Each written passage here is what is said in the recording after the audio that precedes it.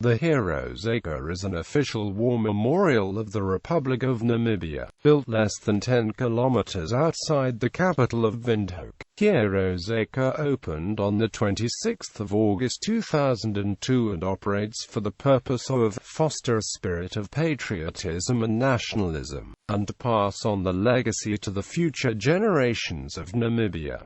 Location and description. The Heroes Acre monument is situated south of Windhoek on the B1 National Road to Rehoboth. It is built as a symmetric polygon with a marble obelisk and a bronze statue of the unknown soldier at its center. The site contains parade grounds and a grandstand for 5,000 people. The burial site consists of 174 tombs, not all of which are currently occupied. Honored heroes.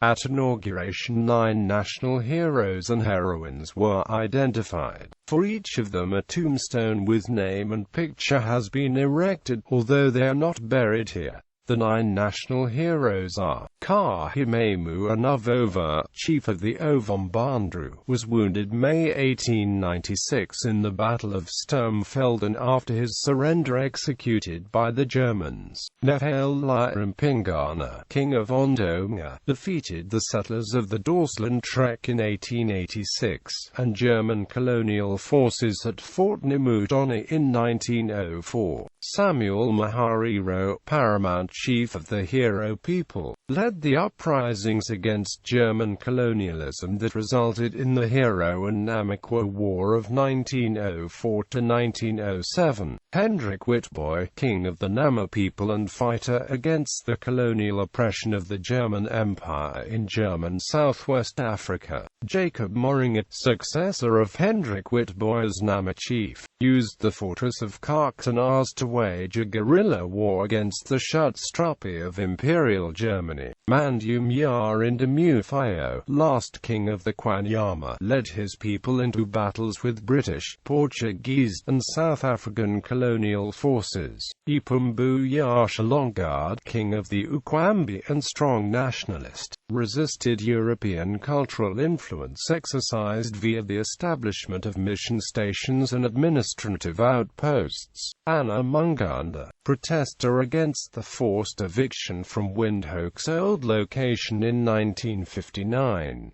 set the car of a high-ranking administrator alight and was shot dead in response. Hosea Kutako, paramount chief of the Hero and petitioner to the United Nations for an independent Namibia. In later years, several additional people have been declared national heroes and buried here. These are: Dimo Hamambo, commander in the People's Liberation Army of Namibia; Maxton Joseph Mutongelam, founding member of the Ovamboland People's Congress and long-term SWAPO functionary and Central Committee member; Marcus Cooper, petitioner to the United Nations; Mose Penani Tijatendero, first Speaker of National Assembly; Richard Kapelwa Kabajani, a former cabinet minister and ambassador to Cuba; John Pandeni, prisoner of Robben Island and later Namibian minister; Peter Tshihama, People's Liberation Army of Namibia commander and chief of Namibian intelligence; John Yaroto Nankadu, People's Liberation Army of Namibia commander in Robben Island Inma; Frederick Matongo, lieutenant colonel of the Namibian Defense Force, early participant of the Namibian War of Independence; Andrew Ntamba, first director of the Namibia Central Intelligence Service and Namibian ambassador to Egypt; Gerson Very, the first opposition party member to be accorded a hero's burial.